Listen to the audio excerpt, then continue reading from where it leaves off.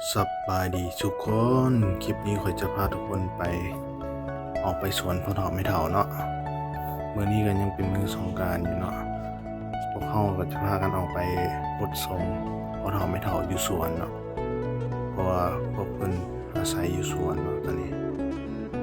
ก่อนออกไปเราก็แวะกดเงินก่อนเนาะนี่พอมาฮอดสวนเนาะสวนเพิ่นก็จะมีหมักมี่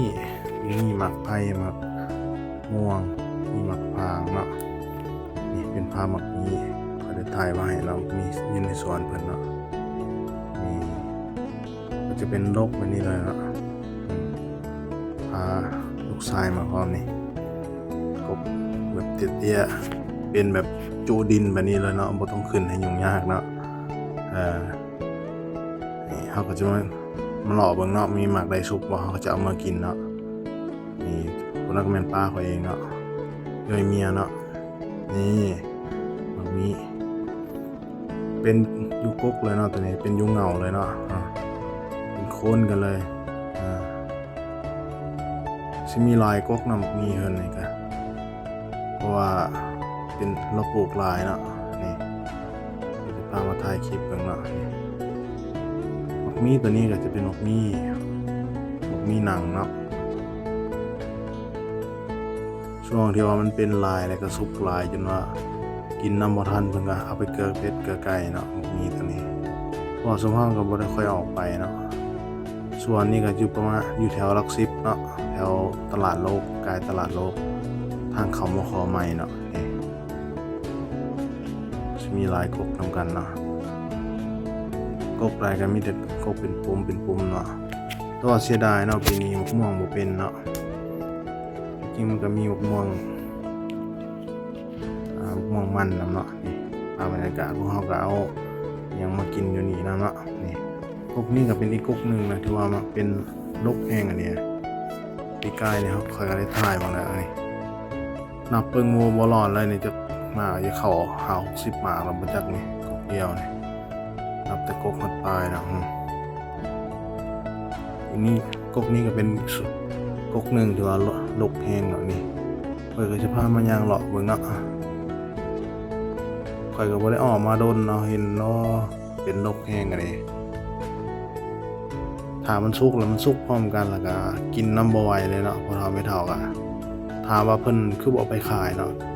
ตัวนี้เพิ่นมันหนักเนาะมันไกลเติบตัวนี้จากบ่อนน่ะเฮาก็บ่ได้ค่อยออกมาเนาะเฮาขี่รถออกจากทางใหญ่ก็ประมาณเกือบ1กิโลพุ่นแหละตัวนี้เพิ่นก็บ่ได้ไปขายเนาะบางทีมันหล่นมาหยังเพิ่นก็มันสุกมันหล่นก็เกลือเป็ดเกลือไก่แถวนั้นเนาะซุมเฮาก็โดนๆออกไปก็ไปหาซิมเอาเนาะพวกใดมันแซ่บมันหยังเฮาก็เอามากินเนาะพวกใดบ่แซ่บก็บ่เอามาเนาะว่าเฮาก็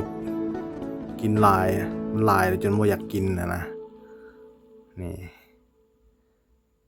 นี่เป็นเวลา4โมงกว่าแล้วเนาะ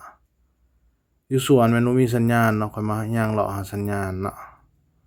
สัญญาณบางจุดมันก็จะมีสำหรับ Unitel เนาะหรือว่าหลัก5เนาะหลัก9เนาะส่วนหลัก5มันมีอยู่เนาะได้ 4G อยู่หลัก9นี่บ่ได้เนาะต้องได้หาเลาะถ้าว่าอยากใช้สัญญาณก็นี่สภาพสวนก็สิมีประมาณนี้มีหมักตองนำเนาะ